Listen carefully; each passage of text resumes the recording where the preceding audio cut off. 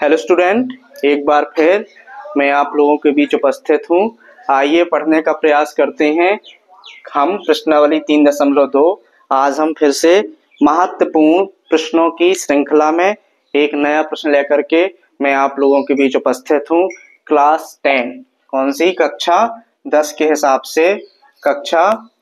हिसाब से बहुत ही इम्पोर्टेंट जो सवाल है, बहुत ही महत्वपूर्ण जो आपके परीक्षाओं में बार बार पूछा जाता है। मैं आपको इस श्रृंखला में आज एक नया सवाल समझाने का प्रयास करूंगा। इससे पहले हम कुछ महत्वपूर्ण सवाल समझ चुके हैं। देखिए क्या लिखा है, दो संख्याओं का अंतर 26 है और एक संख्या दूसरी संख्या की 3 गुनी है, उन्हें ज्ञात कीजिए। ठीक है ना, तो यहाँ पे आपको संख्या पता है, ठीक है ना तो आपको यहाँ पर पहली संख्या पता है और ना यहाँ पर दूसरी संख्या पता है। तो सबसे पहले हम यहाँ लिखेंगे, ऐसे प्रश्नों में हम मान लेते हैं, हम लिखेंगे माना कि दो संख्याएं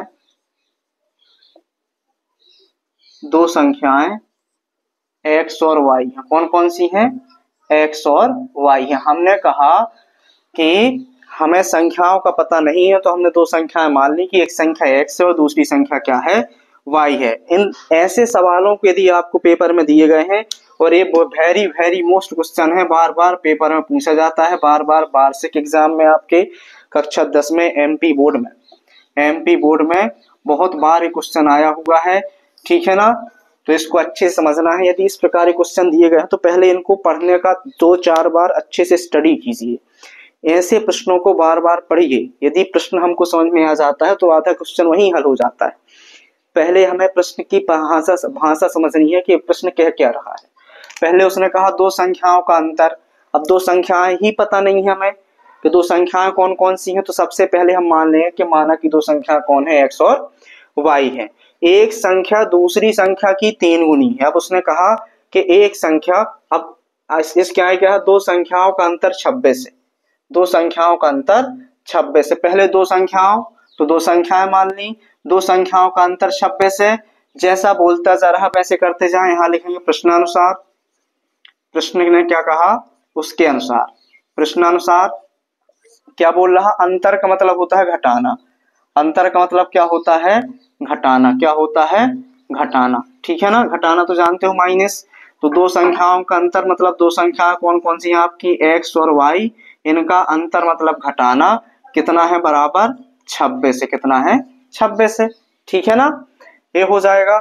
इसको मान लेंगे समीकरण नंबर 1। क्या मान लेंगे? समीकरण नंबर 1।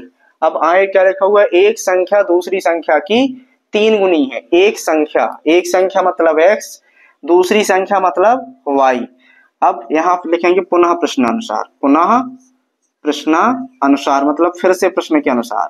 अब दूसरी शर्त पे आ गए हम। ये पहली शर्त थी हमारी कि दो संख्याओं का अंतर 26 है। दूसरी शर्त क्या है हमारी कि एक संख्या दूसरी संख्या की 3 गुनी है। एक संख्या कौन सी है आपकी? x है। दूसरी संख्या क्या है? y है। मतलब इसका यह है कि एक संख्या दूसरी संख्या की 3 गुनी है। इसकी 3 गुनी है ये वाली संख्या। मतलब ये है कि जब इसमें 3 का गुणा करेंगे तो ये दोनों संख्याएं आपस में क्या हो जाएंगी? बराबर हो जाएंगी। उसने कहा कि एक संख्या जो x है ये y x के बराबर कब होगा? जब y में 3 का गुणा करेंगे। y में 3 का गुणा 3 का गुणा क्यों किया? क्योंकि उसने कहा था एक संख्या दूसरी संख्या की कितनी गुनी है? 3 गुनी है। मतलब 3 का इसमें क्या कर देंगे? दूसरी संख्या में गुणा कर देंगे। समझ में आ रहा कि नहीं? हमने क्या कहा कि उसने कहा सवाल ने कि एक संख्या दूसरी संख्या की 3 गुनी है। तो एक संख्या हमारी x है, दूसरी संख्या y थी। दोनों संख्याएं कब बराबर होंगी? जब y में 3 का गुणा कर देंगे। क्योंकि एक संख्या जो है x वो दूसरी संख्या y की कितनी गुनी है? 3 गुनी है। तो x बराबर क्या हो गया? 3y। इसको मान लेंगे समीकरण नंबर 2, ठीक है ना। यहां तक समझ में आ गया। अब इसका x का मान रख देंगे समीकरण नंबर 1 में। समीकरण 1 में x बराबर 3y रखने पर रख दीजिए जरा, क्या हो जाएगा? x बराबर 3y समीकरण 1 में रखिए तो x का मान क्या है? नहीं, समीकरण 1 क्या है आपका? x माइनस वाई बराबर 26। x की जगह रखना है 3y, मतलब जहां x लिखा है वहां 3y रखते हैं। तो x की जगह रख दिया हमने 3y, x की जगह क्या रख दिया 3y, यहाँ माइनस y तो माइनस y बराबर क्या हो जाएगा 26। इसको मान लेंगे समीकरण, यहाँ से किसका मान निकाल लेंगे y का, किसका मान निकाल लेंगे y का। जब x का मान रखेंगे तो x यहाँ से हट जाएगा, 3y में से 1y चला गया, कितना बचा यहाँ पर 2y बचा, बराबर कितना आ गया 26 आ गया।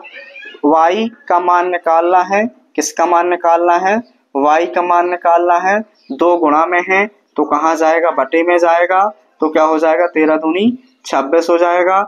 y का मान कितना आ गया 13 आ गया, किसका मान आ गया y का, हमने कहा y का मान कितना आ गया 13 आ गया। एक का मान मिल गया, एक संख्या आपकी 13 है। अब दूसरी संख्या निकालनी है तो हम यहाँ तो समीकरण 1 में मान रख दें, समीकरण 2 में, लेकिन यहाँ पे समीकरण 2 में x का मान निकला हुआ है, मतलब सीधे यहाँ y का मान रखेंगे तो आंसर मिल जाएगा।